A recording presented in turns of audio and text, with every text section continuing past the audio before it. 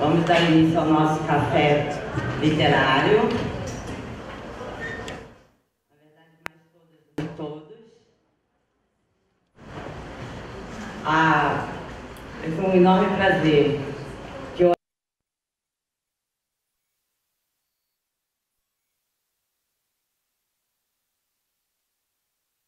Eles vão organizar o tempo de fala, né, de cada um. Depois a gente pode abrir para perguntas e teremos uma poesia inaugurando os trabalhos. Também é exemplo do que a gente fez no Direito e Racismo. Então, eu passo a palavra à Isa para que ela dê início aos nossos trabalhos. Muito obrigada.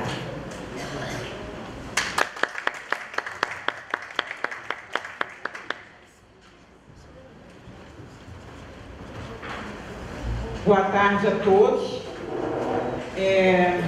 Eu sou Isa Rodara e vamos dar início ao nosso trabalho chamando o Gabriel para falar a poesia Café.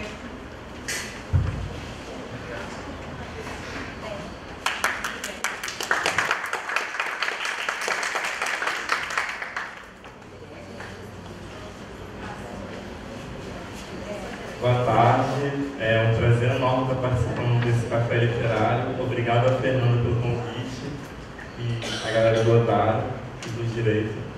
Eu trouxe uma poesia que se chama Café. Está lendo agora. Grãos famosos por serem cheirosos. O café corre nas veias do povo preto com o próprio sangue vermelho e ardente. Café alimenta o nosso vício, o café preto. 5 minutos e o líquido preto mal usado.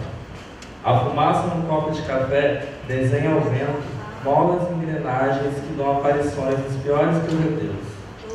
Café, trabalho pesado, a mão marcada, parecendo um mapa secreto de retorno ao quilômetro. Quem dera fosse. Quem dera fosse. O café passado no pano, nossos corpos passados para outro plano. Mortes, algemas, chibatas e o café moído aumentando grão por grão, sendo moído sobre as costas pretas. E ao deitar a cabeça no concreto, um nome perturba a mente: café. Dizem por aí que o maldito deixa acordado, mas não precisamos. Nossos avós aprenderam a se manter firmes de pé desde seus miseráveis tempos de descanso. O peito do pé ralado, mãos sentados, somados à engrenagem rodando e rodando no pão infernal, e o nome se repetia: café. Minha mente se dividia. Era cativeiro, noite e dia. Era café a rainha da vida. Eles não sabem. Esse café tem nome de um monte de preto. Citar para quê? Se no dia seguinte será tudo café. Sacar, triturar, catar, café. O papel não vai contar. Quem vai remexer o pó de café? Quem vai buscar no meio dos grãos os enterrados, os prendidos, os malditos escondidos? E os enterrados sem vela na areia da praia? É café. Dia seguinte e sempre café. A gente está lá fazendo números nas filas de analfabetismo. Na década passada, a gente era um pedaço de crosta da plantação numerosa do café. É café. Um monte de pá. Um monte de sacos e sacos de carvão e tudo tem um nome: café. Os chicoteados, os pendurados, todos têm um sobrenome: é café. E o banho de sangue não teve. Acabou o cativeiro e tem preso se esgoelhando para sair. Imagina então, no copo o café e sempre grudado com o café o açúcar. Não adianta disfarçar a chacina, dizer que é adoçante, é tudo um monte enorme de café.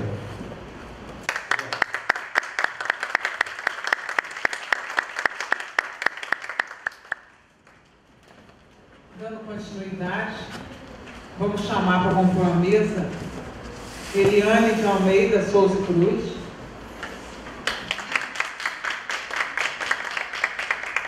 Joana Jangelis, Luiz Fernandes, Paulino Feijão.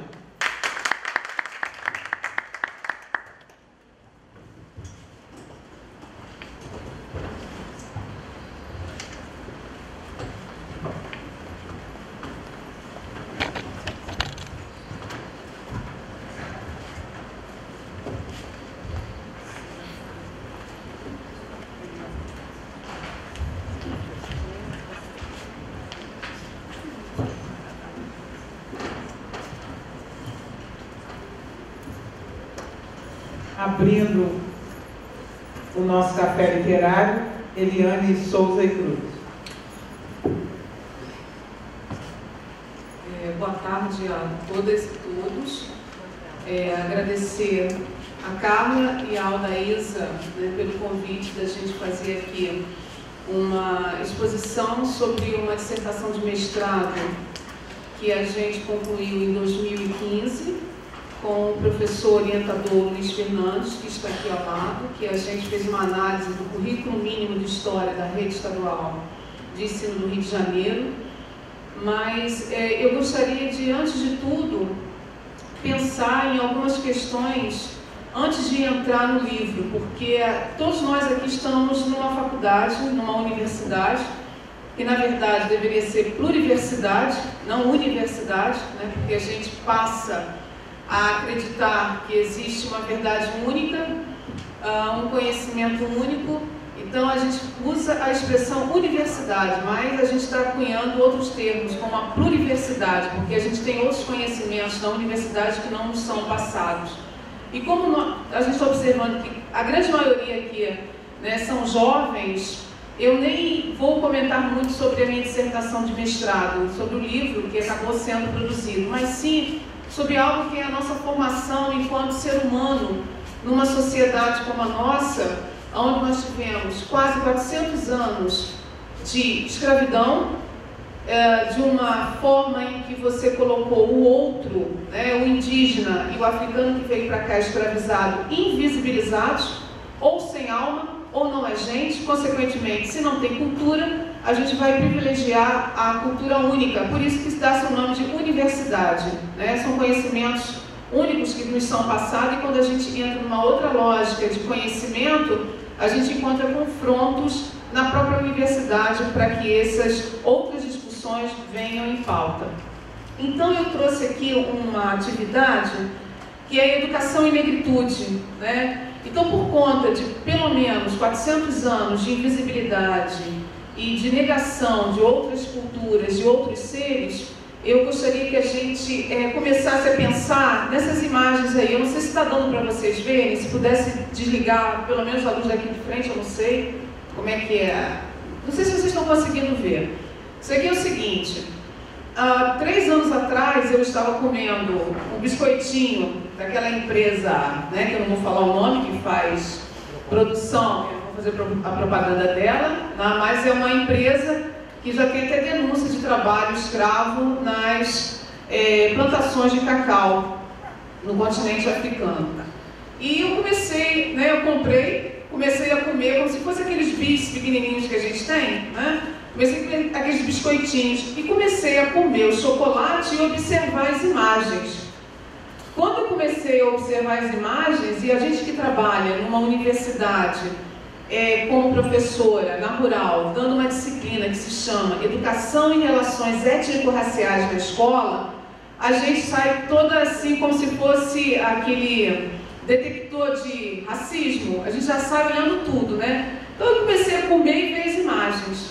E ao ver as imagens, né, vocês podem perceber o quê? Vocês que são jovens que acabaram de sair do ensino médio e do ensino fundamental. O que vocês estão vendo ali?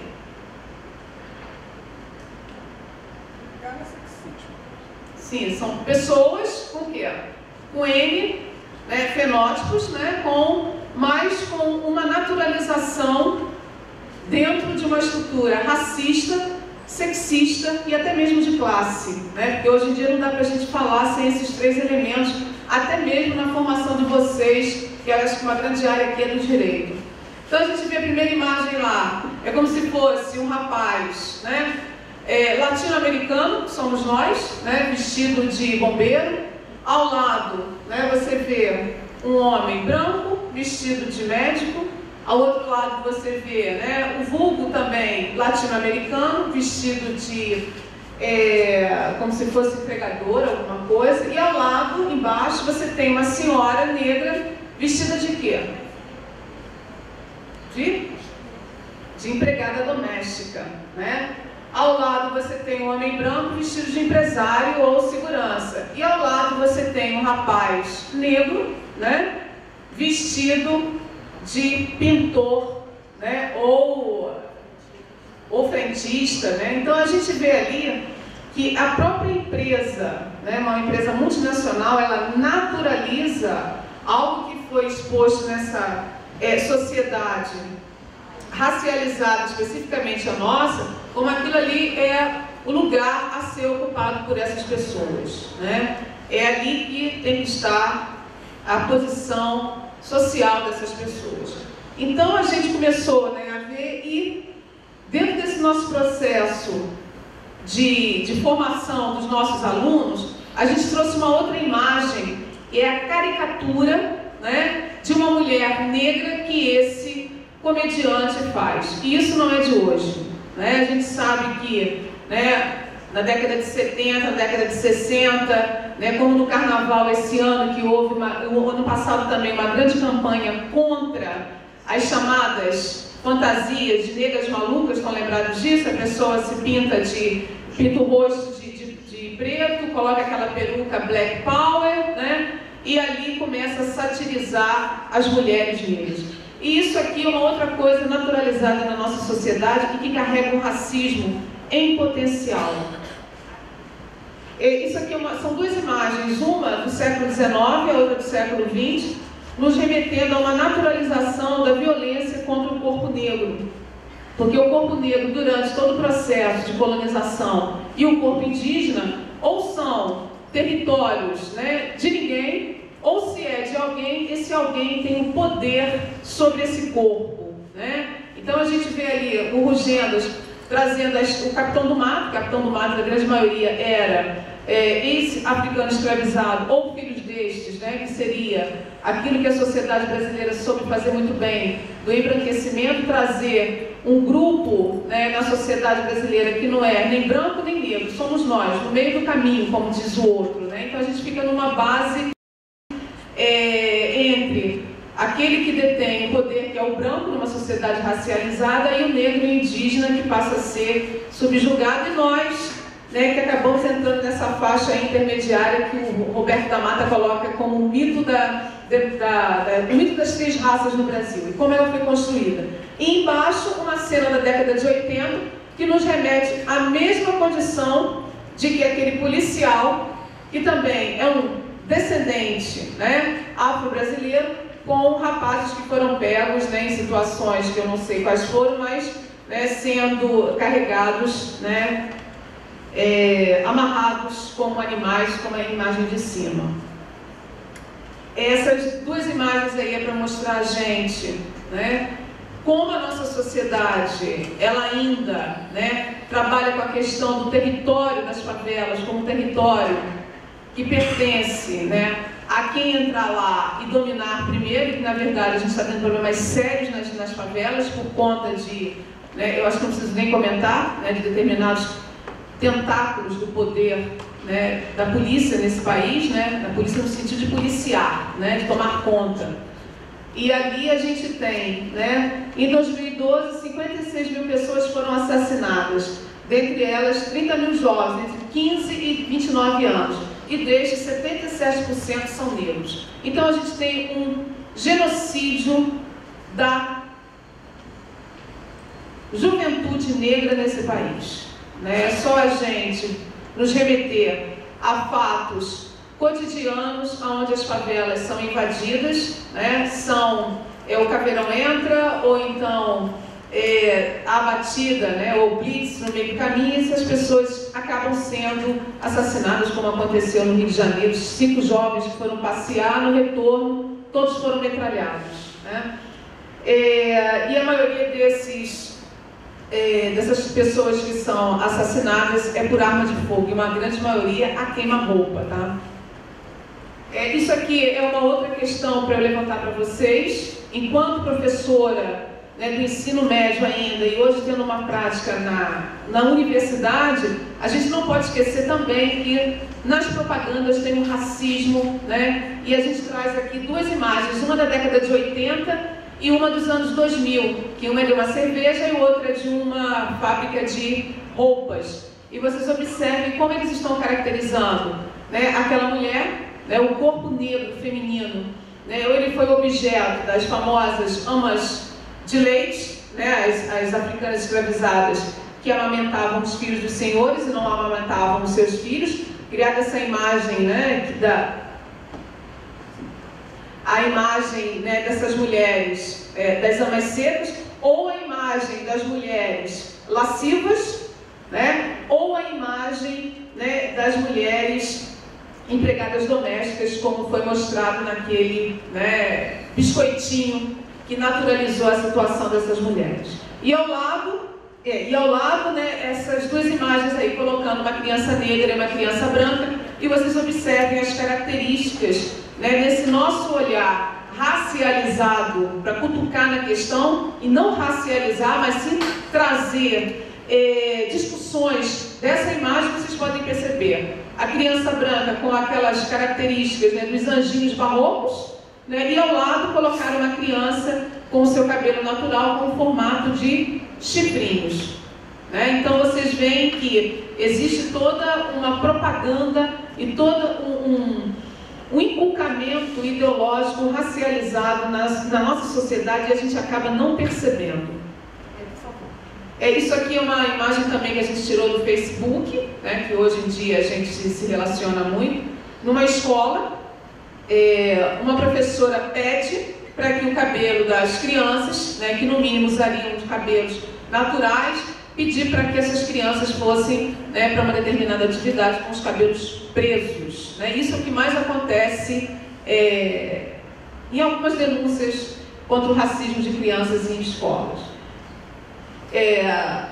Então a gente vai só assim trabalhar algo que eu não sei até que ponto vocês, né, serão advogados ou serão administradores, mas que vocês tenham pelo menos uma sensibilidade de se colocar no lugar do outro e ver que houve uma construção racializada, né, em relação a africanos de cor de pele preta, com muita melanina, e indígena nessa sociedade nossa brasileira ou da América Latina. É só a gente ver o efeito Trump, né, nos Estados Unidos, por quem ele foi eleito. Por uma grande maioria de americanos, né, que tem uma vertente racializada muito forte. Tá? E então isso aqui, o racismo na escola, ele está no material pedagógico, ele está nas ações, nas brincadeiras com os colegas, nas frases que a gente usa, né, assim, naturalizado. Neguinho fez isso. Não, branquinho fez, amarelo fez. Mas por que a gente vai usar essas expressões? Porque já está tão naturalizada que a gente não vai perceber.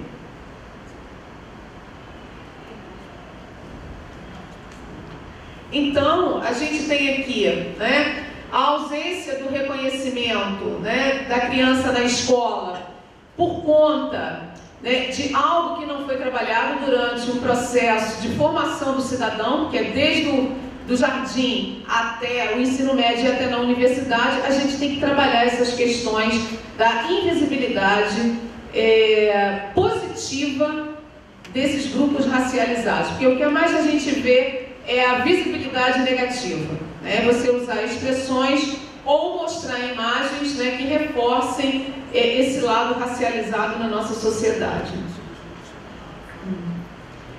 A consequência do racismo na escola, né, é uma autorrejeição do outro, que é o igual, que é a questão muito complicada numa sociedade como a nossa, onde houve uma negação do ser, né, no período da escravidão. Negou-se o ser indígena, negou-se o ser africano, e na contemporaneidade a gente vai ter uma inculcação dessa negação do ser, que ele não vai conseguir ver-se no espelho virado para si, porque a gente não vai querer ser comparado com toda uma negação construída de uma sociedade. E isso é uma questão assim problemática das pessoas que têm mais melanina, do seguinte ponto: criou-se, né, uma rejeição desse ser, e que esse ser acabou sendo, né, ou se construindo autorrejeitado. Mas por isso que a gente tem hoje uma lei que se chama a Lei 10.639 e 11.645, que são duas leis que determinam, obrigam, né, não é qualquer coisa feita, é uma lei, tem que ser usada até mesmo na universidade, se discutir a questão da invisibilidade desses grupos que foram racializados no Brasil, principalmente os indígenas e os africanos e africanas escravizados. Acho que vai... E os efeitos do racismo na criança negra ou indígena: essa baixa estima, negação da sua própria imagem, sentimento de angústia e revolta. Essa revolta tem até uma questão interessante, porque não sei se vocês já ouviram falar em Frantz Fanon. Frantz Fanon foi um homem do século XX, morreu em 61, e que ele escreve 2 livros que vocês podem buscar na rede, que se chama Pele Negra, Máscaras Brancas, ou Os Condenados da Terra, que ele faz toda uma discussão de como essa construção da negação do ser negro e indígena, como isso cria uma revolta nesse ser humano, até ele entender como isso foi construído para ele se revoltar contra uma determinada situação. E dificuldade de relacionamento, queda de rendimento escolar. O que mais a gente vê são crianças nas escolas e até mesmo nas universidades, porque eu não sei se nas salas de vocês têm alunos negros e indígenas. Hoje a universidade, por conta de algumas políticas públicas, como a lei de cotas, ou como SISU ou ProUni, que são políticas públicas para a inclusão desses grupos racializados e socialmente subalternizados nessa nossa sociedade. E a queda do rendimento escolar é uma coisa que é pesquisada há bastante tempo na universidade. E consequência do racismo, em relação às pessoas brancas, é esse sentimento de superioridade chamado branquitude. Branquitude é algo que a gente chama da conscientização desse privilégio que é normalizado, normatizado e naturalizado nas sociedades. Porque a gente tem uma sociedade racializada, porque a gente tem os opostos. E esses opostos a criação entre o branco e o negro, para que as pessoas não pudessem viver em uma harmonia social. Isso aí seria a utopia da gente. Dificuldade de se relacionar com diferentes. A gente vê aí uma propaganda assustadora de 77% dos jovens pretendem votar num cara que possivelmente vai se candidatar em 2018, que é racista, sexista, homofóbico e tudo de ruim que a gente pode colocar no ser humano, que eu não vou falar o nome da criatura, para a gente não pegar a energia dele. E forte possibilidade de se tornar um racista, tá? Que é essa construção que acontece dessa branquitude. E eu acho que é isso. Deixa eu ver se eu acho que a gente vai ficar nessas discussões e a gente pensar no livro que a gente escreveu, que foi o seguinte: como um currículo ele consegue moldar uma estrutura racializada nas escolas, e especificamente na área de história, que se vocês forem pegar o currículo que vocês estudaram no ensino médio ou fundamental, foi que eu estudei na década de 70 e 80, a mesma coisa. Então a gente tem que fazer assim uma frente daquilo que o professor Amaury chama de agentes da lei. Nós somos agentes de uma lei que se chama 10.639 e 11.645, onde no espaço que a gente vá, a gente coloca essa questão racializada e a importância dos indígenas e dos negros invisibilizados na construção desse país. E é isso.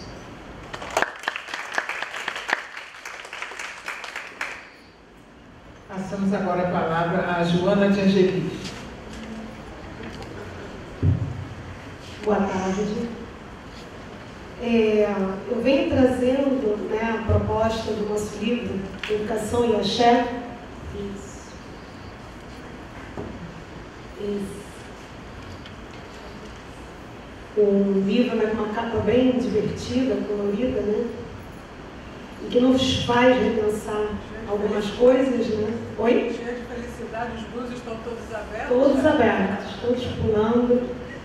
Então, nesse livro, que surgiu com proposta em uma disciplina, no mestrado, oferecida pelo professor aqui presente, Luiz Fernandes, que o nome da disciplina é Educação, Epistemologia e Religiões de Matriz Africana. E nos debates das aulas, todos nós falávamos sobre a dificuldade de aplicar a Lei 10.639, né, em sala de aula. Então surgiu a ideia de se fazer artigos, né, que seria para terminar a disciplina, como nota final da disciplina, e aí nos unimos e organizamos esse livro, que vem trazendo em cada artigo as inquietações de cada um que fez aquela disciplina. Pode passar. No primeiro capítulo, a cruz, o ogó e o axé, religiosidade e racismo epistêmico na educação carioca, do professor Luiz Fernandes, né, e do colega Marcelino, ele fala um pouquinho sobre esses três símbolos que apresentam a marca das grandes tradições de povos influentes na humanidade. A cruz, de religião judaico-cristã, o ogó, símbolo de Exu, que representa a virilidade, e o oxê, que é um símbolo de Xangô, representado, né, o orixá da justiça. Só que nesses três símbolos, a gente só vê a cruz. Né? A cruz, qualquer lugar que você entre, ela estará lá. E os outros dois não. E nesse artigo, eles debatem esse contexto educacional brasileiro, que somente a cruz é reconhecida como portador de coisas benéficas, sendo os outros dois vistos como representações maléficas, portadores de uma maldição. A partir dessa simbologia, o texto busca afirmar que mais que uma relação preconceituosa ou racista, expressa nas manifestações religiosas, a negação e a invisibilidade das culturas e expressão das religiosidades afrodescendentes na educação. Estão revelando uma forma de racismo que denominamos racismo epistêmico. Já no segundo capítulo, traz a inquietação da professora Kelly Fernandes, né, formada em biologia, que fala sobre o criacionismo e o evolucionismo no Rio de Janeiro, conhecimentos em disputa e reflexões para o ensino superior de biologia e formação de professores de ciência. Aborda como se deu esse debate na rede no Rio de Janeiro, quando da decisão de introduzir o criacionismo nas escolas desse município, colocando as falas de quem se pronunciou, dialogando com as referências teóricas e pensando na formação dos professores de ciência e ensino superior de biologia. Então é um debate, né, que permanece ainda nas escolas, criacionismo versus evolucionismo. E recentemente, conversando com uma professora de biologia, ela falou, não, eu sou a favor sim do criacionismo. Né? E aí a gente volta a toda aquela questão religiosa, né? Porque ela é de uma religião cristã e por isso ela é a favor de que volte sim, e mesmo não sendo obrigada, né? Porque ela é da prefeitura de Macaé e não do município do Rio de Janeiro, sim do município de Macaé, ela falou, eu sou a favor, porque faz parte da minha religião. É só para a gente pensar um pouquinho sobre isso, né? Já no capítulo 3, religiosidade de matriz africana no Brasil contemporâneo. Aqui a professora Viviane, ela analisa os dados do Censo Demográfico de 2010, que questionou os brasileiros pertencentes às religiões católica, apostólica romana, evangélicas, de missão pentecostal, espíritas, né? Nesses espíritas aqui, acredito que sejam os kardecistas que eles colocaram, Umbanda e Candomblé separadamente, e outras religiosidades, e também se encontravam os sem religião. Dessa forma, o trabalho dela se propôs a analisar os dados desse censo, em especial as características da população brasileira que se autodeclara adepta das religiões de matriz africana, Candomblé e Umbanda, né? E outras, né? Mas apenas essas duas aparecem no censo. A partir dessa perspectiva, descreve-se o perfil dos declarantes pertencentes às religiões de matriz africana e os estados e regiões que esses estão concentrados. Ao final, ela explora brevemente algumas dessas características para pensar a inserção desses indivíduos no sistema educacional educacional brasileira. No capítulo 4, temos um artigo da professora Marise Conceição de Jesus, Mulheres de Axé da Baixada Fluminense, Religião e Atuação Política. Esse artigo ele tem o objetivo de apresentar a atuação político-religiosa das Ialorixás. Ela entrevistou 3 Ialorixás, né? E através desse estudo ela busca compreender como essas sacerdotisas trabalham a religião, não só do ponto de vista da religiosidade, mas da sua dimensão cultural e política, afirmando a influência da cultura africana na formação social do Brasil e ainda como, através dessas guardiões, os princípios do candomblé e a tradição da cultura afro-brasileira vem sendo mantida, resguardada e transmitida. O estudo busca corroborar na compreensão acerca desse universo cultural brasileiro, do qual as religiões de matriz africana são parte importante. Já no capítulo 5, né, a religiosidade afro-brasileira e a lei 10.639 de 2003, como a Eliane já falou aí brevemente sobre a lei, né? Algumas falas e considerações. A Heloísa, autora desse artigo, ela sugere como proposta trazer para a discussão a relação entre alguns elementos que ao longo da história têm vivido em constantes desencontros. A escola, com seus saberes formalizados, e as religiosidades de matriz africana, herdada ao longo processo diaspórico vivenciado entre o Brasil e as diversas localidades em África.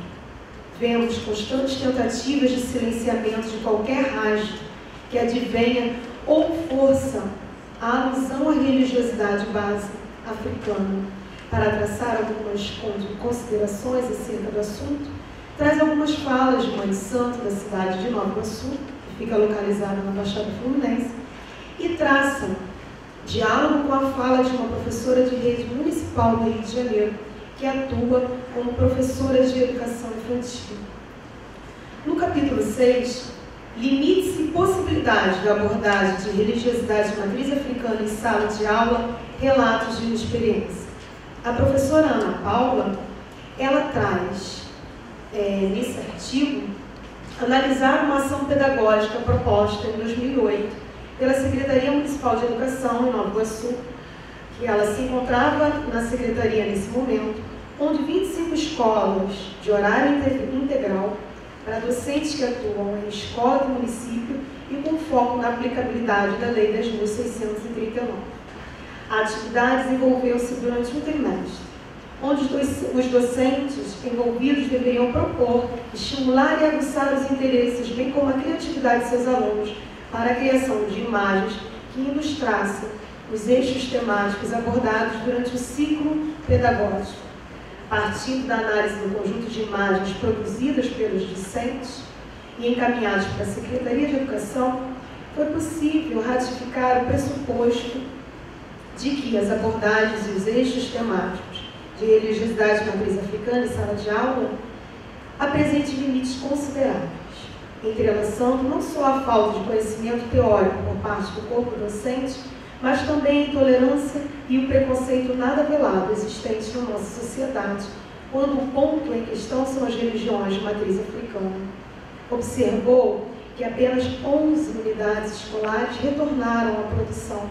E no livro, lá no capítulo dela, tem algumas imagens produzidas pelas crianças.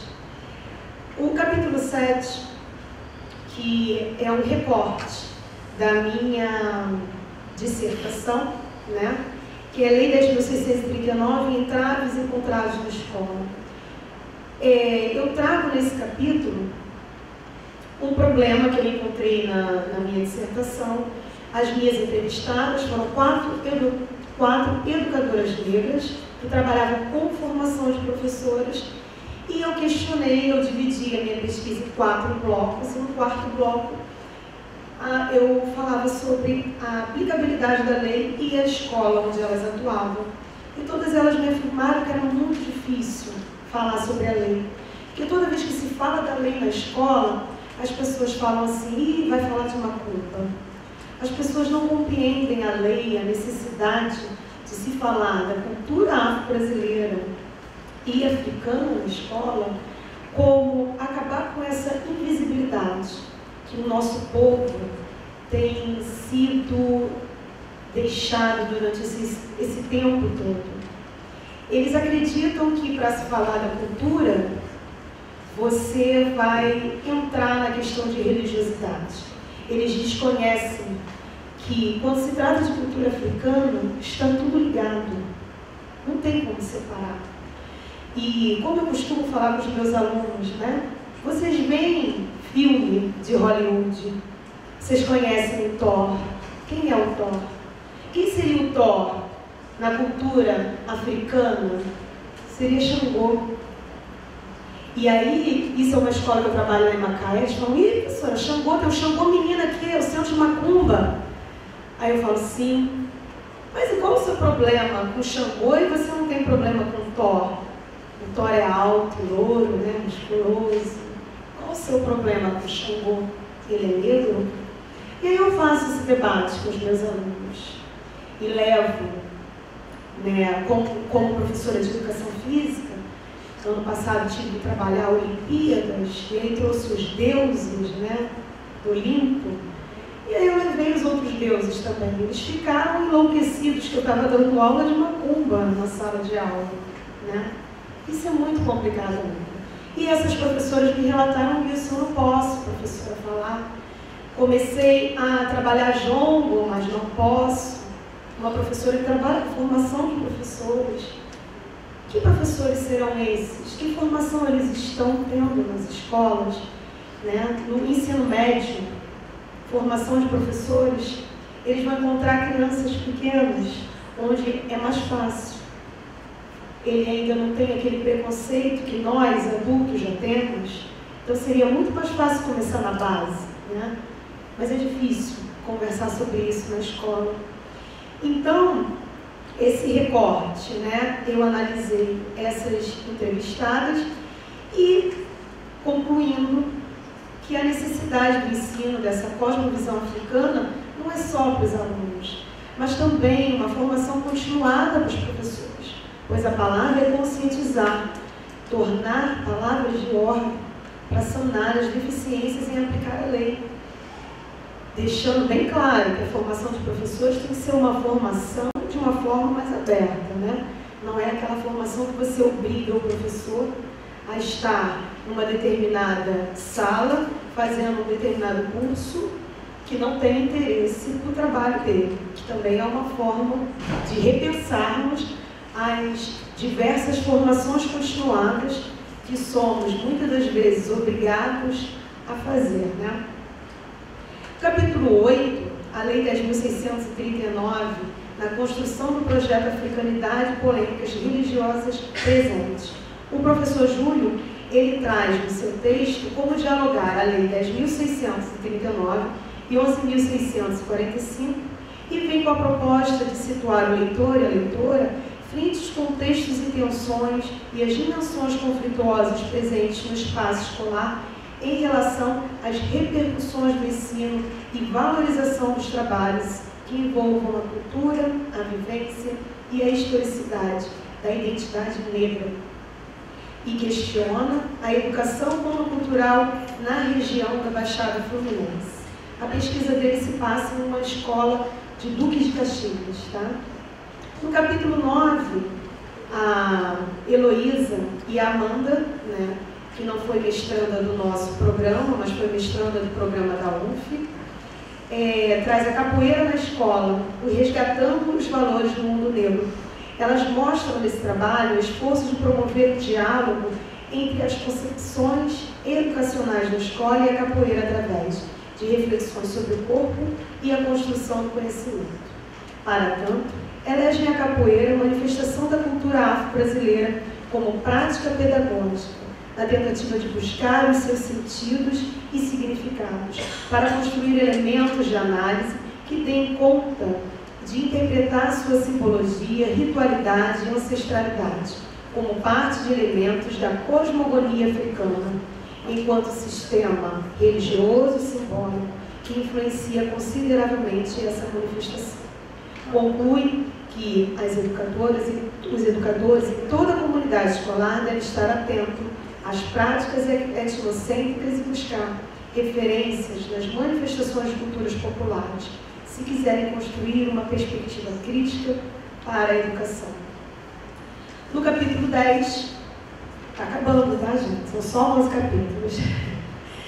Candomblé da Bahia, mito de pureza e racismo epistêmico no material didático escolar.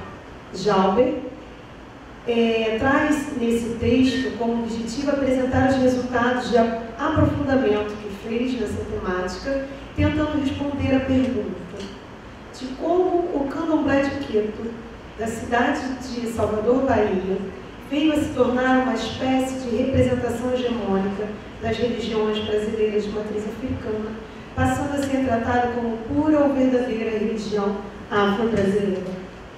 E aí ele vai falar sobre várias linhas do Candomblé e apenas, na pesquisa dele, ele aponta que apenas a de Quito, é vista nos poucos materiais que nós temos, que são raríssimos, e quando se fala de Candomblé, fala de uma forma geral, como se houvesse apenas um Candomblé.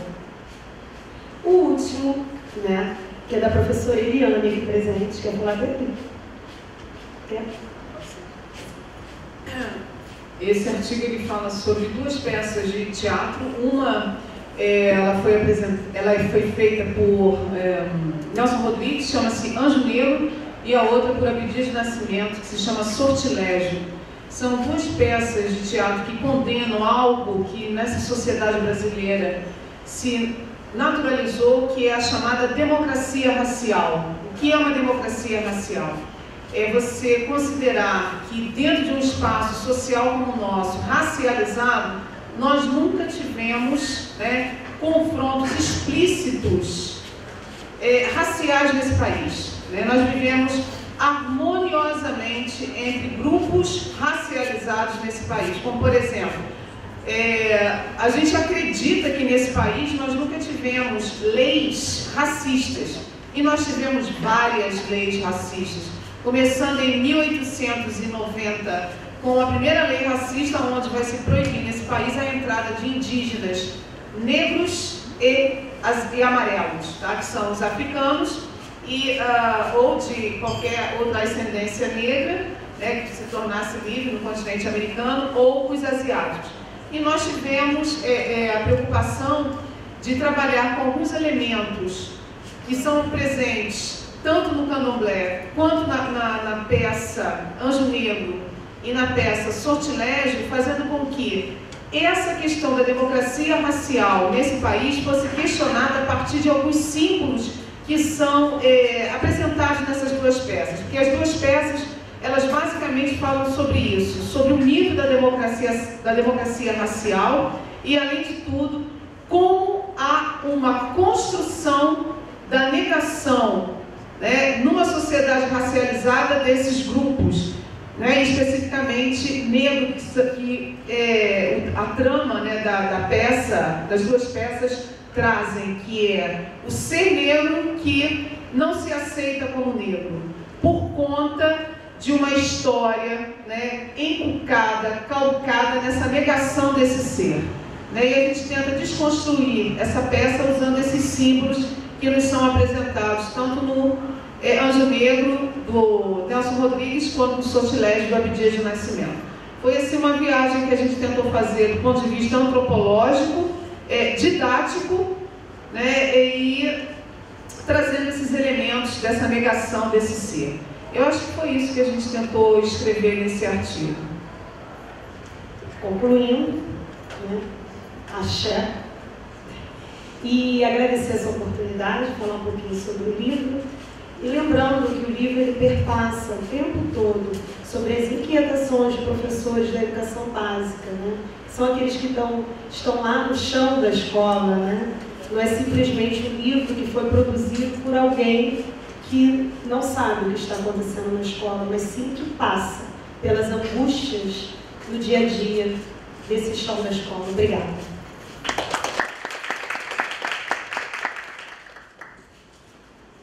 Passando agora a palavra para Luiz Fernandes. Boa tarde. Boa tarde. Boa tarde. Depois do almoço a gente fica desanimadinho, né? Bom, eu ia passar, não vou passar mais não. Só bota o primeiro slide para as pessoas verem a capa do livro. Eu me chamo Luiz Fernandes, eu sou professor lá da Federal Rural do Rio de Janeiro, aqui pertinho em Seropédica, não é? Na cidade do Rio de Janeiro. Nós viemos aqui fazer um bate-papo, né, sobre esse livro aqui também, que é uma diferenças étnico-raciais e formação docente, um desafio, um diálogo necessário. E eu costumo tentar, em todos os lugares que eu vou, fazer um diálogo com a plateia, né? E aí eu perguntei para a professora Carla. Perguntei se tinha alguém de pedagogia, e ela falou que não, só tem gente de direito aqui. Então eu queria dialogar esse nosso tema de professor. Tem um? Ótimo. E queria dialogar esse nosso tema. Nós aqui somos de pedagogia, né? Trabalhamos educação. E queria dialogar com vocês de direito, fazendo algumas provocações, se vocês me permitirem, porque o que nós estamos conversando aqui é sobre educação e racismo. E tem algumas coisas desse país muito interessantes que muitas pessoas ainda negam que exista racismo no Brasil. Tá?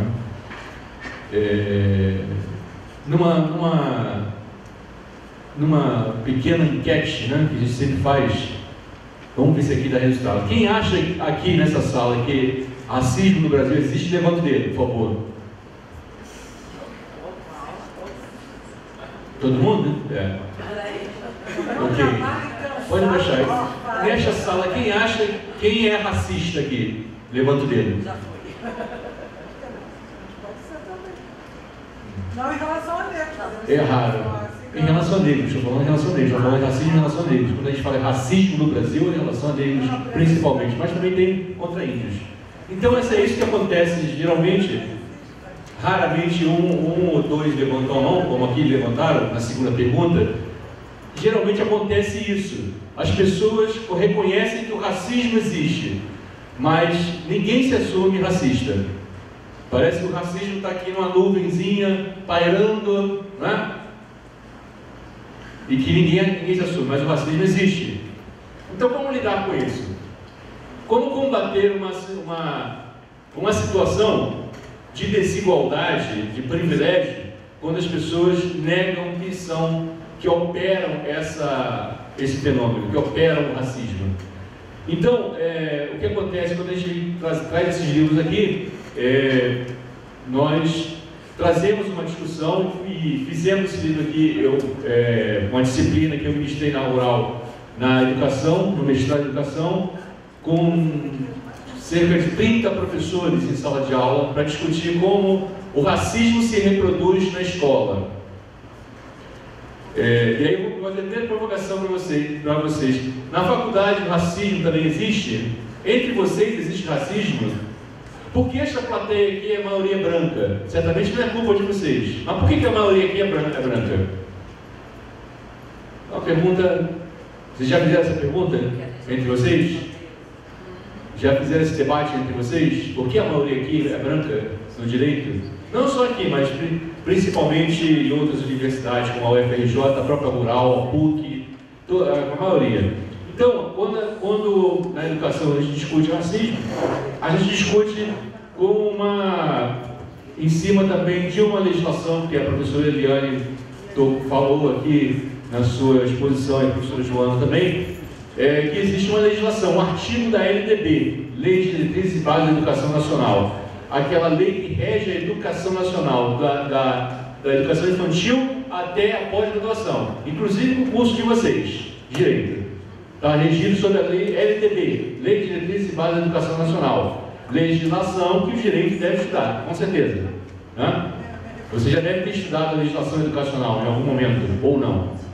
Então, essa legislação, artigo 26A, estabelece a obrigatoriedade do ensino de história da África, dos negros e da história indígena. em todo o currículo da educação, inclusive da educação infantil até a pós-graduação, passando pela universidade, pelas graduações. Eu pergunto para vocês, o direito se baseia a partir de quais teorias, de quais países? Essa legislação que estabelece o ensino, a obrigatoriedade do ensino de História da África, ela faz uma crítica ao que chamamos de eurocentrismo. E uma outra provocação que eu quero fazer para vocês: toda a nossa concepção, a nossa visão de ciências humanas, ciências sociais e humanas, passando pelo direito, ela se baseia em autores de 5 países apenas: Alemanha, Itália, França, Inglaterra e Estados Unidos. E essas teorias, elas são consideradas universais. Sabe quando é que elas são consideradas universais? A partir do momento em que a Europa se expande no mundo. Porque antes da Europa tinha outras formas de direito, outras formas de pensar a sociedade, outras formas de pensar as regras da sociedade. E essa legislação que nós estamos discutindo aqui, ela vem para tentar desmistificar que não existe só a Europa. Existem outras formas de lidar com o mundo, outras formas de organizar a sociedade. O direito estuda isso, outras sociedades, o direito entre os árabes e muçulmanos, o direito na África, que não seja romano, que não tenha origem na Grécia. Por exemplo, a Grécia, que vocês devem ter estudado Platão, Aristóteles, Sócrates. Isso é um negócio curioso, porque essa legislação fala também, como a professora Joana estava falando aqui do preconceito religioso, eu acrescentaria mais, o racismo religioso. Enquanto Sócrates, o Platão e Aristóteles faziam a filosofia na Grécia, os seus amigos e eles próprios tinham uma religião, uma religiosidade politeísta. Estão prestando atenção? Na Grécia existia uma religiosidade politeísta, enquanto Platão, Aristóteles e Sócrates faziam filosofia. E nessa religião politeísta tinha, por exemplo, um deus grego chamado Zeus. Já ouviu falar em Zeus? Ele inspira o direito em alguma coisa?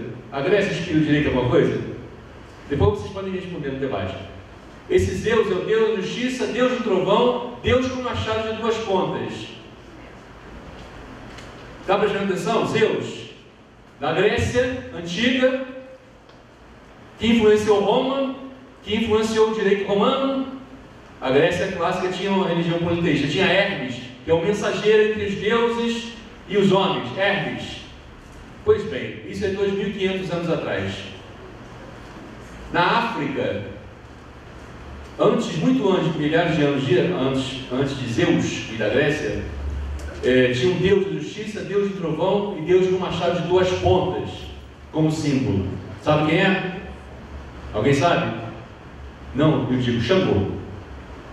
Mas o Xangô não pode ser dito na escola, porque é coisa de macumbeiro, não é?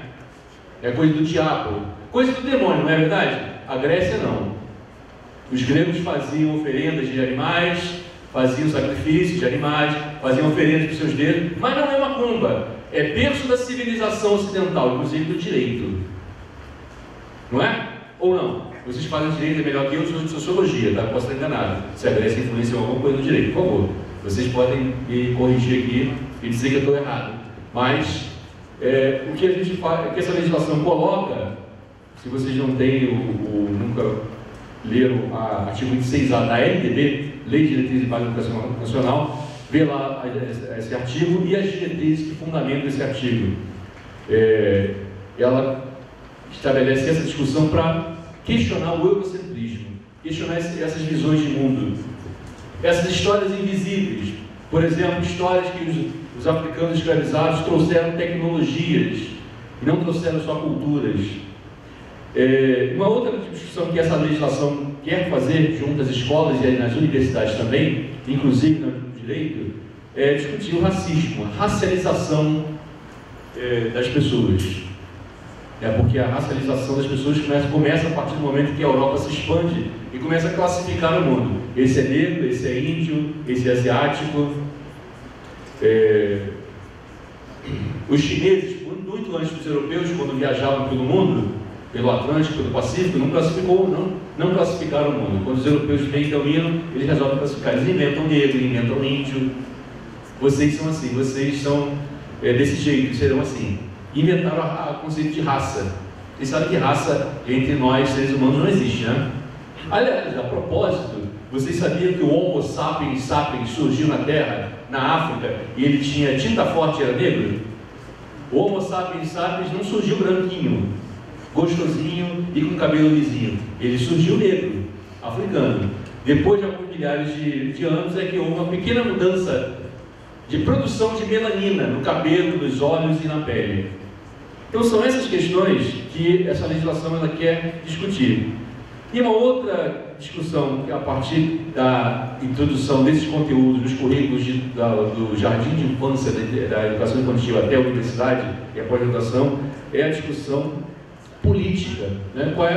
São, quando analisarmos as estruturas de poder na sociedade brasileira, né? Quem está nessas estruturas? Quem são os magistrados? A maioria dos magistrados são brancos ou são negros? E por quê? Por que a maioria dos magistrados, advogados, são brancos e não são negros? Por que a maioria dos jogadores de futebol são negros e não são brancos? Essas coisas a gente tem que pensar. Isso também influencia principalmente quando a gente vai aplicar as leis, né? Estou vivendo uma situação no país muito delicada. Eu me lembrei de uma música do Biquíni Cavadão. Aqui tem muita gente nova aqui que não conheceu o Biquíni Cavadão, né? Biquíni Cavadão, desculpa, é uma banda de rock, né? Que lançou algumas músicas em 84, 85, 86, não sei se é a grande maioria que já era nascido, né? Se não era nascido, vocês vão lá pesquisar na internet, Biquíni Cavadão. E tem uma música que eles falam, rock, né? É rock nacional, que eles falam, a música é Zé Ninguém, né? E aí nessa música tem uma pequena frase que eles falam, aqui embaixo as leis são diferentes, né? Procurem essa música, Zé Ninguém, do Biquíni Cavadão. Eles falam, aqui embaixo as leis são diferentes. E de fato, as leis são diferentes e elas são racializadas. Me desculpem falar isso, mas vocês podem dizer, vocês fazem direito, podem falar que a lei é igual para todos, mas a lei não é igual para todos. A lei é igual para brancos e diferente para negros. Né? Isso é uma coisa muito que vocês precisam discutir isso, precisam debater, e a gente está aqui para tentar dialogar com isso, porque a grande discussão é o racismo, o combate ao racismo. Então esse livro que a gente está apresentando para vocês foi formulado, escrito por 31 pessoas, dessas 31, 30 são professores, e que vão refletir sobre como o racismo se reproduz e como o racismo pode ser combatido nas escolas, tanto nas escolas quanto nas universidades. E essa própria proposta da publicação desse livro é justamente fazer essa conversa. Como nós podemos combater o racismo? E aí o diálogo está junto com vocês. Podemos combater o racismo como? E essa é a proposta da conversa. Nós estamos não só aqui em Volta Redonda, na UF, mas estamos em vários lugares levando essa discussão, porque isso é um fenômeno social que merece ser combatido, né? E é um grande desafio para nós, professores, e creio que para vocês, futuros advogados e advogadas. Obrigado.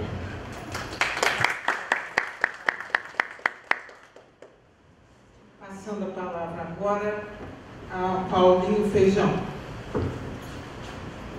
Opa. Oi. Bom, o meu livro, eu falo de blocos afros de Salvador. Eu não vou poder contar tudo que está aqui, porque os três que me antecederam já falam de tudo que nós poderíamos falar sobre o que é o racismo. Porque em 74, quando o Bloco Afro, o primeiro Bloco Afro de Salvador foi fundado, geralmente o Bloco Afro tem sempre a sua vertente de uma casa de candomblé. Então, o bloco, as histórias são sempre vividas por nós. Quando eu conto aqui só as minhas vivências, que vai ser pouca, porque na verdade eu sou cantor, hoje eu sou profissional de música, formado pela Vila Lobos, Rio de Janeiro. Mas eu comecei a música através dos puxões de orelha de uma senhora chamada Dona Lourdes, a minha mãe. Ela me levava para os dois lugares, ela me levava para o candomblé e me levava para rezar Santo Antônio. Era do católico e não tem. É só música, porque na verdade eu vou colocar uma basezinha e vou cantar uma música para vocês. Já que eu sou cantor, eu vou cantar uma música e deixar o debate para os professores. Eu vou cantar, né? Por isso que eu vou falar muito pouco. O meu livro está aqui, é pequenininho, está ali. Acompanho um discozinho para vocês ouvirem de como é que funciona o gueto, né? Eu nasci no gueto do Engenho Velho de Federação em Salvador e lá a minha vivência com a música foi já dentro de casa, porque todo dia de domingo eu tinha que ouvir o samba de roda que os meus pais faziam depois do almoço. Depois da feijoada tinha sempre um samba de roda para poder confraternizar. E isso foi me levando. Levar a minha mãe e ir buscar no candomblé tinha que ser certo. Tal hora esteja lá para me pegar e me buscar. Então isso foi me dando ensinamentos e consciência do que é a nossa negritude. E em 1974 foi fundado o bloco afro chamado Ilhaê, Grupo da Liberdade. Eu não pertencia a esse grupo, eu pertencia a um outro grupo que logo 2 anos depois criou um outro bloco chamado Melô do Bronze, que é o que eu fundei. E para vocês terem ideia de como a coisa funcionou em 74, plena turbulência militar, né? O Ilhaê, quando nós chegamos na avenida com as nossas roupas coloridas, está aqui o registro na minha cabeça, nossas roupas coloridas, nossos cânticos fortes de conscientização negra, nós estávamos sendo acompanhados pelo pelotão da polícia, do exército, porque eles nunca tinham visto tanto negro junto. Porque o carnaval ele era restrito aos clubes, né? Ou às grandes famílias que colocavam suas varandas enfeitadas e tal. Ficava relegado ao negro o batuque, o toque. Ainda bem, né? Sou músico, mas eu sou baterista, toco percussão e tal. Poderia colocar esse arquivo da basezinha só para cantar uma música. Vê aí, está escrito Paulinho Feijão. Pode botar assim. É isso aí. Esse é o toque da gente dentro do. Acredito que vocês podem ver pela televisão. Eu vejo no meu irmão porque para passar na TV, bloco para passar na TV tem que pagar. Entendeu? É por isso que vocês dizem assim, pô, a gente não conhece o Ilhaê. O Ilhaê sai com 4.500 negros dentro das suas cordas e 100 mil em volta. Entendeu? O Olodum sai com 6 mil homens. O Filho de Gandes e todos esses blocos levam muita gente. E hoje a conscientização é aberta, né? Já posso cantar um pouquinho? Tem uma letrazinha aqui. E através das nossas letras foi quando conseguimos a conscientização da nossa negrada dentro do nosso gueto, né? Usando nossas roupas coloridas, negras trançarem os cabelos e dizer, sou lindo mesmo. Como é que é? É isso aí. Ilhaê, canto de evolução, centro de culto africano, origem negra dos bancos, Machona Zulu Suave chamou, de Zimbábue região, alienada ao passado, um sentimento profundo, a evolução da raça pode abalar o mundo. Alienado ao passado, um sentimento profundo, a evolução da raça pode abalar o mundo. O Nioferã, o lobo maré, era o Todua, o Bacalá. Isso é Yorubá. O Nioferã, o lobo maré, era o todo lado. Ó, Catalá. A grandeza do negro se deu quando houve esse grito infinito, e o muçulmanismo que contagiava como religião. Ileaê traz imensa verdade ao povo fulani. Senegal faz fronteira com Mauritânia e Mali. O Serê, a tribo, primeira vez simbolizada. Saúde a casa manse, feliz a desembocar. Bandido do Mulelolof são os povos negros, e uma das capitais mais lindas hoje se chama Dakar. Ilê, Dakar, ó Dakar. Amor, esses são meus sentimentos do antepassado. Senegal, narrado como teu marido é aí. Senegal, Senegal.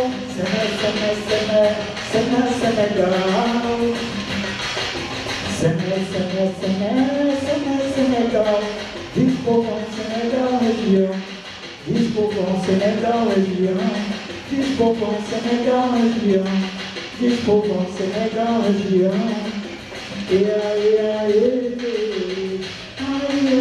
Pois é, gente, é isso aí. Eu gostaria de dizer muito obrigado. O livro está aqui e essa é a nossa história. Muito obrigado. Pode pedir mais um? Gente, está aberto a debate. Quem deseja fazer uma pergunta, pode levantar.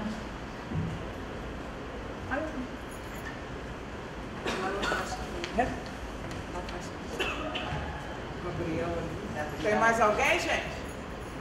Deseja fazer pergunta? Na imagem da Elaine, no trabalho da Elaine, tem a imagem de Rugendas. Eliane. Perdão, Elaine, essas falhas assim da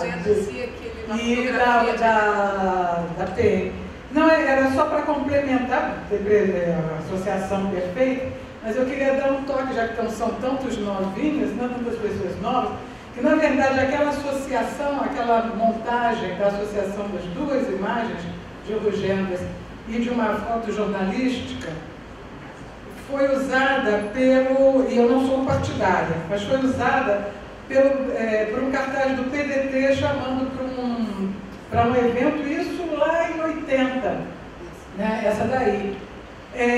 Porque eu queria dizer o seguinte, que um dos problemas no enfrentamento que o racismo a gente tem no Brasil, e eu sou de esquerda e antissexista, antirracista, mas às vezes é um entendimento que é só de classe, e nesse sentido, dentro do Estado do Rio, dos partidos de esquerda, hoje não, hoje isso é uma sombra do passado, mas foi o PDT que teve o movimento negro e que fez essa construção dentro do sistema partidário. Então, eu só queria relembrar esse aspecto da história, inclusive hoje, quando as pessoas falam do fato que é o genocídio da juventude negra, mas Brizola da Silva e companhia pagaram um preço alto quando exigiram que a polícia só poderia entrar em favela se tivesse mandado de segurança para buscar alguém específico e por aí vai.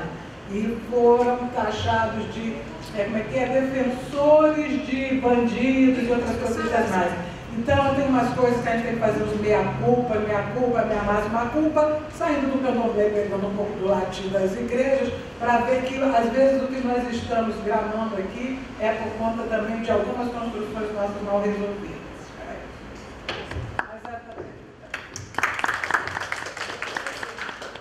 Gabriel primeiro. Gabriel aqui. Acho que vai ter que... Vem, Gabriel. Acho que Vocês vão ter que ir lá, senão não grava.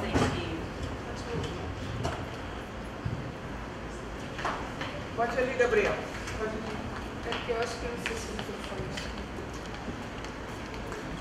Vou fazer uma pergunta, porque eu tenho que ir, eu tenho prova. Eu queria perguntar para a colega que me deu o microfone, que eu esqueci o nome, que eu sou de licenciatura. A gente estava no evento de educação falando sobre essa lei E tinham muitas professoras reclamando que a dificuldade delas de aplicar a lei na escola era por conta da coordenação, e a coordenação pedagógica encarregava muitas vezes projetos de entrar na escola.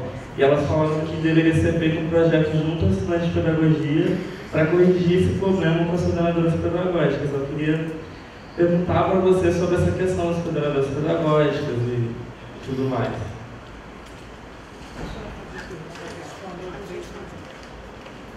Boa tarde.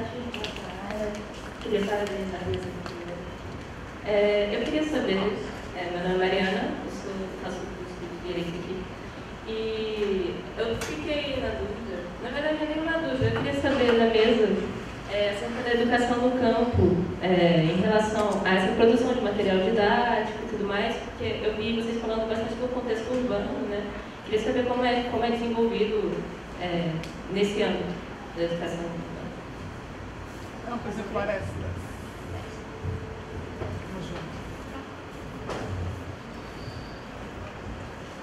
Bem, em relação à pedagogia, né, não são todas as universidades que tratam da lei.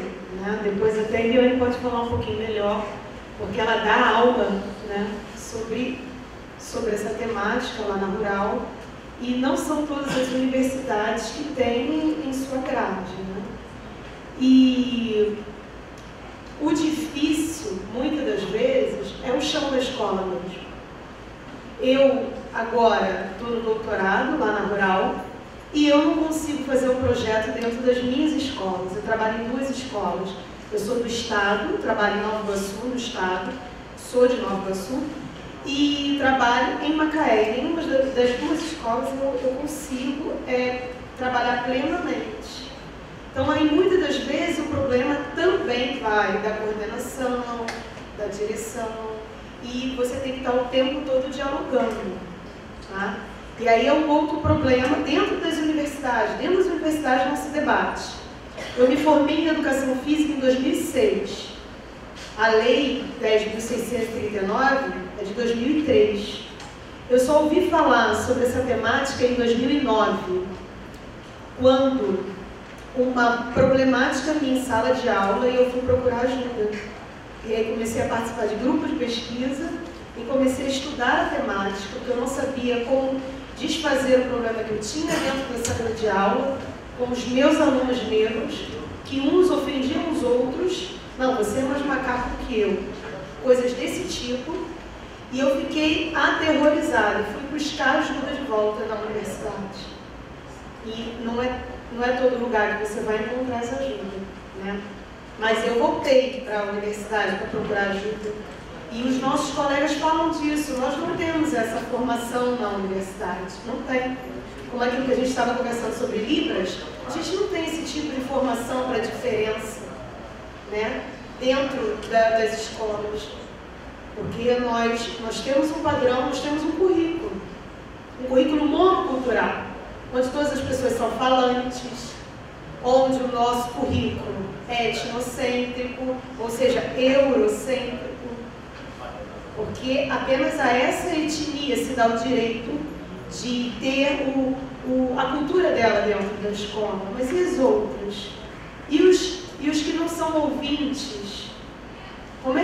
Eu não sei como lidar com um aluno que não me ouve dentro dessa aula. Aí eu digo, é porque eu não tive essa formação. E aí o problema maior está na nossa formação, está dentro das nossas universidades, nos nossos currículos dentro das universidades. A disciplina que a gente trabalha na Rural, né, quem tem mais, assim, voz para isso é Luiz, porque foi uma batalha que ele lá na Rural começou em 2013, não é isso?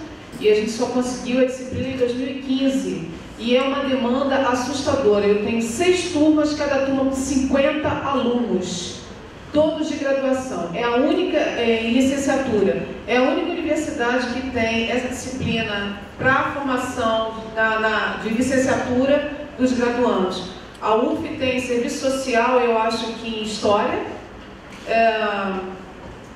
Não sei, eu acho que é a única realmente que tem, nas todas as licenciaturas, que lá eu pego aluno de de biologia, matemática, ciências sociais, filosofia, e é uma demanda muito grande que a gente tem. E uma questão que eu até pensei aqui em vocês no direito, é que o direito também tem que ter essa disciplina de relações étnico-raciais, porque o direito é racializado. Mas se a gente for pegar a lei, se a gente for pegar a lei da esposa daquele cabra que roubou o estado do Rio de Janeiro, que eu também não vou falar o nome, né? Ela ficou em casa durante um período porque a lei existe. Existe uma lei que quando os dois, o pai e a mãe, estão presos, né, a criança que esteja sozinha em casa, um dos dois pode ficar em prisão domiciliar. Existe a lei. Mas aí que está, quem é que vai defender aquela mãe ou aquele pai, né, que estejam presos no sistema carcerário que é altamente racista? A lei existe, mas é o bom advogado, né, que vai defender quem? O dinheiro, o capital do branco. E não vai fazer uma sociedade mais justa.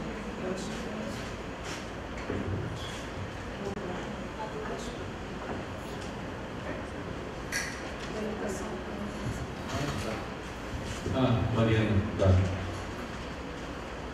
Primeiro, Mariana, bonita camisa, hein? Camisa de cor. Olha só, sobre materiais didáticos da questão racial para a educação do campo, ainda não tem não. Não tem, mas já tem uma discussão em nível nacional de alguns pesquisadores que tentam fazer essa discussão da aplicação da lei, do artigo da LDB, na educação do campo. Que tem muito espaço para fazer esse trabalho, né? Até porque 62% das pessoas que moram no campo são negras, né? Então, é a grande maioria. Agora, a pergunta específica não tem ainda matéria, ainda não vi. Específico para a educação do campo, eu não vi. Mais alguém, gente, deseja fazer pergunta? Vamos, gente. Ânimo.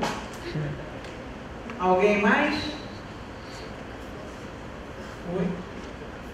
O pessoal está o café. Ninguém mais quer fazer pergunta? Ela quer fazer pergunta. Mariana, fica aqui na frente, Mariana. Mariana, senta ali, Mariana. Senta aqui do nosso lado.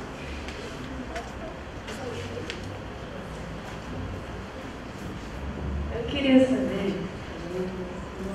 sobre a inserção de religiões.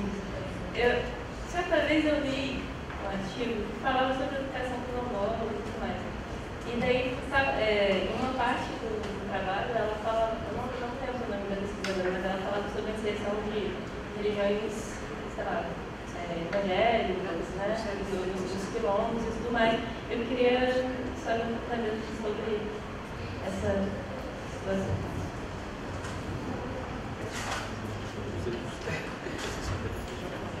Bem, eu vou começar por um exemplo de uma amiga minha que mora em Campos, onde estão tentando fazer uma demarcação de terras de um quilombo, que eu não vou me lembrar qual é o território, mas a grande questão é essa, que praticamente são todos evangélicos, né? E a antropologia, ela vai se basear em alguns dados de ancestralidade e até mesmo, né, de espaços desse território onde foram ocupados por antigos africanos e africanas escravizados e escravizadas, e esse passado é negado. Então, está sendo assim um embate muito interessante lá em Campos para demarcar essa terra por conta dessa vertente religiosa protestante, pentecostal e neopentecostal que, né, coloca uma barreira para eles voltarem a um passado para serem demarcadas essas terras a partir de um ponto de vista de uma ancestralidade, de uma cultura local. Mais alguém, gente? Ninguém mais vai fazer pergunta? É em cima do trabalho da Elaine. Agora eu acertei. Eliane. Faz um favor, passa aquele no trabalho dela que está o Benetton, aquele... Sim, daqueles dois. Isso, mais à frente, mais acima, isso. Mas ninguém fala nada, só ocupar esse tempo. Isso aí é...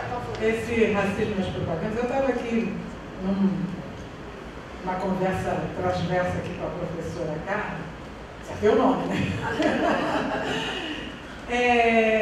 Onde ela apresentou isso, mas eu queria já que a gente está com um grupo majoritariamente de direito, colocar que, além da gente denunciar o racismo, mas a gente também precisa fazer um upgrade. A gente precisa desconstruir o racismo e enfrentá-lo nos espaços jurídicos, nos espaços de direito, nos espaços sociais.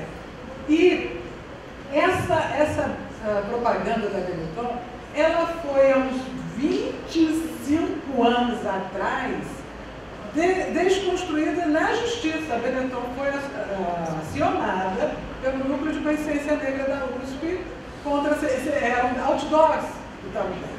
E foi vencedor. Então, que o racismo existe, aliás, ele sempre vai existir porque o ser humano, como dizem os budistas, é ser humano à luz e moscas. O ser humano, ele tem uma sede de poder, de opressão muito grande. Então isso vai sempre existir.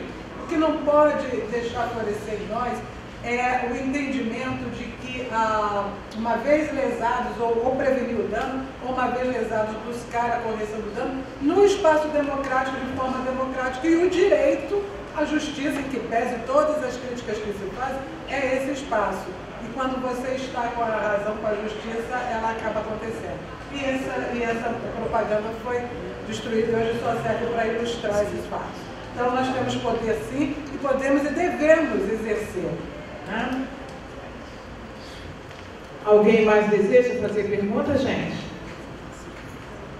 Eu não sei se vocês perceberam, pessoal aqui, se viram televisão, viram no Face, uma internauta falando a respeito daquele atentado em Manchester. Vocês viram o que ela falou? Alguém viu? Ela disse que esse atentado poderia ser na Bahia. Deveria ter sido na Bahia, que ia ser lindo matar todos os escurinhos. Isso, gente, é muito grave. Isso é uma situação muito grave. E eu penso, eu sempre vejo, eu sempre observo as pessoas falando que a questão racial é só do movimento negro. Não, gente, está errado. A questão racial é concernente a toda uma sociedade. Ou a gente se levanta contra todas essas arbitrariedades, ou vamos sofrer na pele. Porque eu fico olhando e percebo uma coisa. Algumas pessoas de pele clara, elas acham que o coração tem dono. O coração não tem dono. Amanhã você se apaixona por um negro ou por uma negra. Como esse negro, como essa negra vai ser aceito no seu meio social, no seu meio familiar? Então essa é uma discussão a ser feita por toda uma sociedade. Ou a gente luta contra tudo isso, ou então vamos sofrer gravemente. Primeiro, essa questão da Previdência Social, a questão da CLT. Qual a carne mais barata do mercado? Alguém sabe me dizer? Alguém sabe, gente, aí? A carne negra é a carne mais barata do mercado. O grande operariado e as pessoas que fazem serviços gerais são, em sua maioria, negros. Como que o corpo poderá trabalhar por 12 horas e ter 30 minutos de almoço? Quer dizer, 30 minutos não, né? 15 minutos para aquecer e 15 para comer. Final de 3 meses, esse corpo já não tem a mesma força. Então vai ser mandado lá para o INSS. O INSS manda de volta para o patrão, porque no INSS também direito não tem. Então manda de volta para o patrão. O patrão manda para a rua, porque o Exército Industrial de Reserva está pronto lá, só aguardando. Então a gente, muita coisa, são muitas coisas que estão acontecendo ultimamente que a gente tem que pegar a rédea disso. Porque se a gente não pegar a rédea disso, vai ficar muito difícil.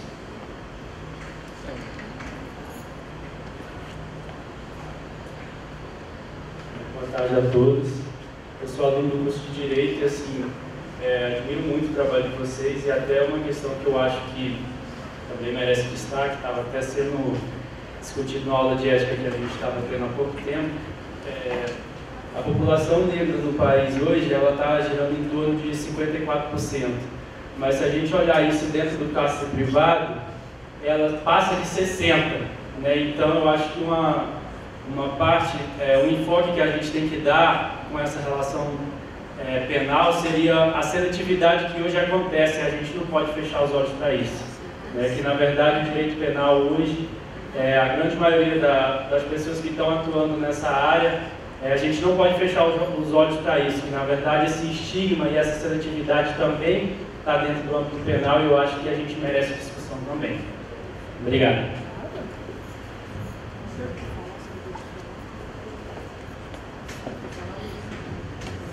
E essa proporcionalidade é inversa na seguinte, eu acho que você colocou, tem um livro de uma pesquisadora que ela escreveu Corpo Negro Caído, sobre o sistema carcerário, né? São sobre, não sei se vocês já tiveram acesso, de repente eu posso até te passar meu e-mail para eu te mandar o nome do livro e a autora certinha.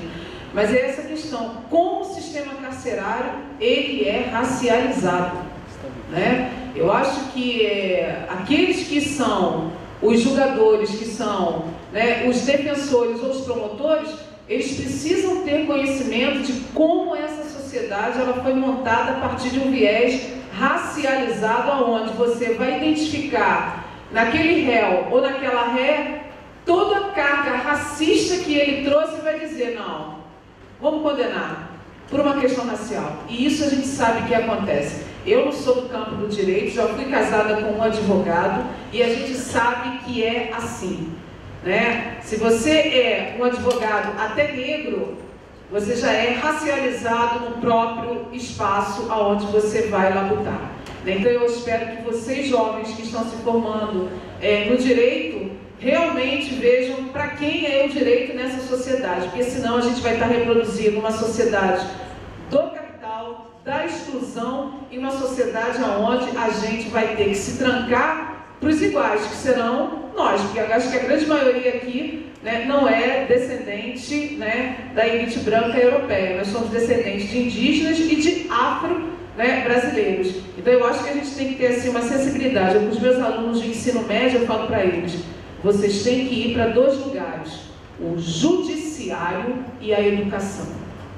Para a medicina, eu até espero que vá, porque a gente tem assim relatos. Só vou contar um relato de uma aluna minha na medicina. A filha dela, rapidinho, a filha dela faz medicina no fundão, na primeira aula de dessecação de corpos. 20 corpos sobre os mármores. Quantos corpos estavam ali de cor de pele? Todos negros. Aí o que acontece? O médico que está ali, ou a médica, ele vai ver aquele corpo como um objeto. Isso na medicina. Até a medicina tem que ter essa disciplina. Ele vai ver aquele corpo como objeto. Quando ele vai tratar no Sistema Único de Saúde, onde 80% da população é negra que vai ter assistência, como é que ele vai tratar aquele corpo? Como aquele corpo que ele viu na lápide. Então, quando ela me falou isso, professora, a minha filha ficou assustada. 20 corpos. Por quê? Ela tinha tido a minha aula, já está influenciando a filha. E a filha já começou a cutucar todo mundo na universidade. Pô, mas todos os corpos aqui. Então, eu acho que é esse papel nosso de formiga. E formiga grande, porque não dá para ser formiguinha, não. Tem que chegar e dizer, ó, eu vim aqui para fazer isso. Essa uva, né? Isso, né? Tem que chegar e dizer, olha, me desculpa, mas tem uma questão que a gente tem que tocar. Então, vocês que estão no direito, que são jovens, vocês têm a maioria que é a idade da minha filha, e a minha filha fez assistência, serviço social, não é mais assistência, serviço social, tem que ter essa vertente para cutucar. Como você, né? Eu espero que você leve isso para frente para ver essa racialização no sistema penitenciário e no direito, que você seja um bom advogado com essa visão. E vocês também. Mais alguém, gente, para fazer pergunta? Bom, se ninguém mais quer fazer pergunta... Fala dos livros. Se vocês quiserem ver, dar uma olhadinha nos livros. Os livros, gente, estão aqui, ó, podem circular aqui e ver os livros. E também, se ninguém mais quer fazer pergunta, gente, para a gente chegar aqui todo mundo na frente para tirar uma foto.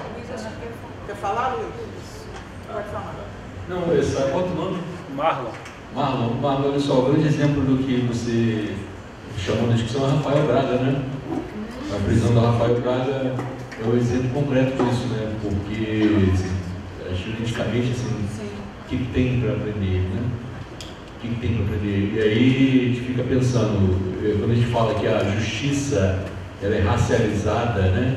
Aqui embaixo as leis são diferentes, as pessoas não acreditam, os brancos não acreditam nisso, né? Mas quando a gente vai ver os dados, isso que você levantou, eu não sei se são esses dados que você colocou, mas acho que você foi generoso, 60%, então acho que é pouco, né? Não sei, eu não sei. Mas também o censo penitenciário é muito mal feito também. Sim. Então, assim, essa é uma questão quando a gente fala do extermínio da juventude negra, né? Algumas pessoas falam, isso é muito forte, que isso, não está acontecendo isso não. Eu só vi as estatísticas, quem está morrendo todo dia. Quer dizer, e você vai de estatística, compara com o que está acontecendo na Síria, o que aconteceu em outros países, no leste europeu, né, a matança étnica, vai comparar a estatística de o que é. Né? Em contrapartida, o Rafael Braga assim, foi uma expressão do que eles estavam querendo fazer como um exemplo, né, como um bode expiatório. E aí lembrar que a gente está vivendo a situação do país, não sei se vocês lembram, em 2014, quando nós saímos para as ruas falando, denunciando que as obras da Copa, das Olimpíadas, superfaturado, etc, eles estão uma porrada da polícia, né? e prenderam pessoas, prenderam o pessoal os indígenas lá que estavam ocupando aquilo, que resistiu bravamente, né? A aldeia Maracanã, que se não fosse eles aqui estava sendo derrubado, e o Cabral teria pegado muito mais dinheiro, um estacionamento grandão, para branco, né? Hoje, para frequentar o Maracanã, quem é que frequenta o Maracanã? Uma grande maioria, como o ingresso que está. Branco, né? Pois é, então quando a gente fala do ponto de vista racial, assim, eu sei que muita gente se assusta, mas vamos parar um pouquinho e poder olhar para esse lado também, porque a gente vai ver coisas que a gente nunca viu, né? Não está querendo ver. Sem contar os 70% de negros que são mortos pela mão coercitiva do Estado, né? Então, uma observação, né? Eu e a Eliane fazemos uma aula lá na UF de Niterói e estávamos tentando conversar, né?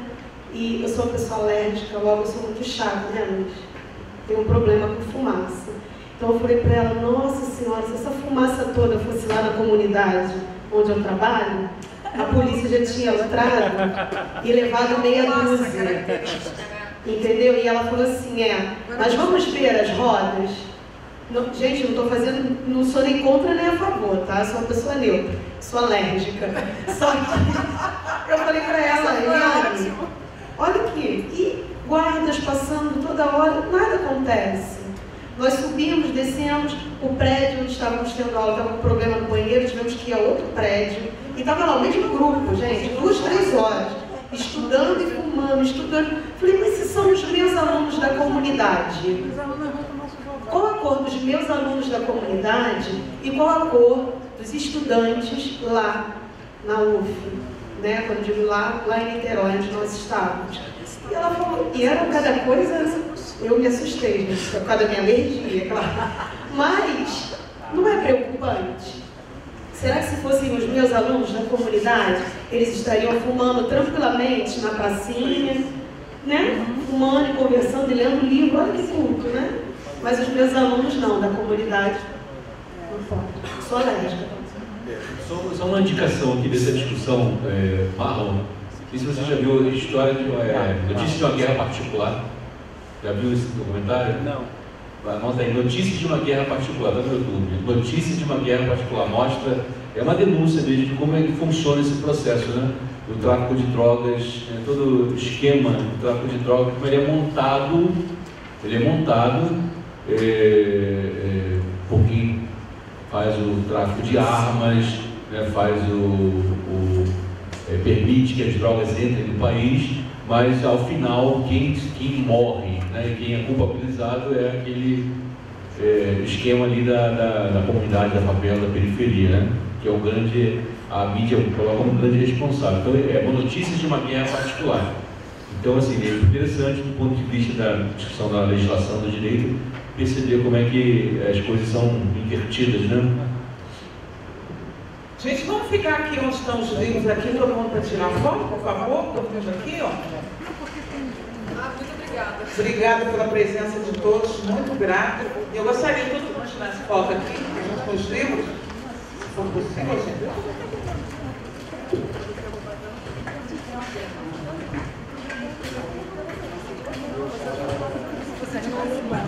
Poxa. Não, vou filmar a foto.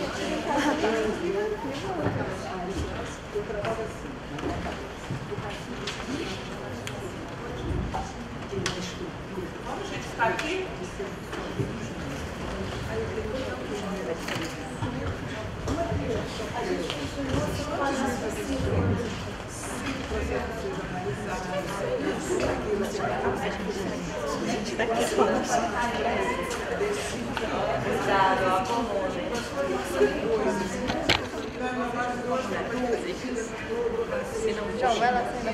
Não. Se não fosse assim, eu tenho que estar Se eu mandasse, já era. Porque achando que preto tem trabalhado. O pessoal da fofoca. Você tem que fazer assim, os grandes atrás. Bom, eu estou podendo. Diarreia, sai todo mundo. Diarreia. Mariana, ri, Mariana.